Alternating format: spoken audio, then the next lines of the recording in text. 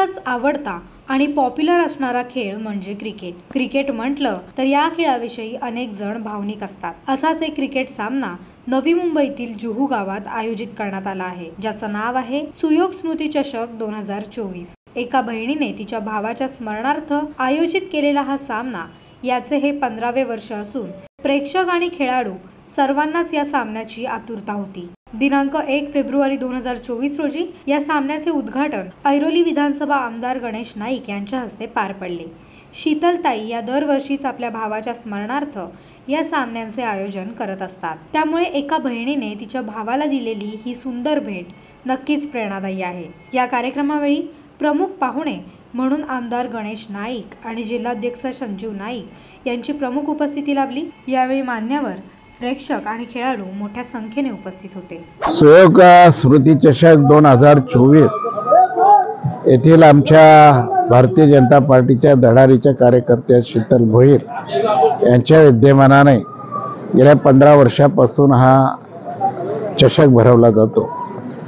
खरं पाहता या होतकरू तरुणांना क्रिकेटमध्ये एक नैपुण्य दाखवण्याची संधी, एक व्यासपीठ निर्माण करण्याचं काम त्यांच्या माध्यमातून झालेलं आहे। मला वाटतं लागोपाठ हा माझा 4 ते 5 वेळा ह्या चषकाच्या कालखंडामध्ये मी इथं व्हिजिट दिली। आमच्या महिला सक्षम कार्यकर्ते असताना सुद्धा त्यांना सहकार्य करणारे आमचे सुयोग स्मृती चषकाचे जे सर्व सहकारी आहेत ते सहकार्य करत असतात आणि त्याच्यामध्ये एक सुरेख आणि चांगल्या पद्धतीनं त्या ठिकाणी आयोजन केलं जातं। नवी मुंबईमध्ये ह्या सुयोग स्मृती चषकाविषयी सातत्याने एक क्रिकेट प्रेमींना उत्सुकता असते आणि आज मनाला आनंद ह्या गोष्टीचा वाटतोय की नव्या मुंबईतील सर्व गावातील जे युवक आहेत क्रिकेटर ते ह्याच्यामध्ये सहभागी होतात आणि चांगल्या शिस्ती खेळीमेळीच्या वातावरणाने ही स्पर्धा पार पडते। गेल्या 15 वर्षापासून सातत्यानं शीतल भोईर हे चषक आयोजन करतात, त्यांना मी मनपूर्वक शुभेच्छा देतो। त्यांचे सर्व सहकार्यानं शुभेच्छा देतो। याच्यामध्ये सहभागी होणाऱ्या सर्व क्रीडा खेळाडूंना मी मनपूर्वक शुभेच्छा देतो। धन्यवाद। सुयोग स्मृती चषक 2024 सलग हा 15वा वर्ष आहे आमचा आणि प्रत्येक वेळी आम्ही डे नाईट ही टुर्नामेंट ठेवतो। नवी मुंबईत खूप कमी होतात या टुर्नामेंट्स अशा नाईट प्रकाराच्या, सो इथं खूप चांगलं आयोजन करतो आम्ही। सो आमची शीतलताई आहे, ती आयोजन करते हे सगळं सामने। मित्रपरिवार ताईचा खूप मोठा आहे, त्यामुळे आम्ही सगळं करू शकतो शक्य।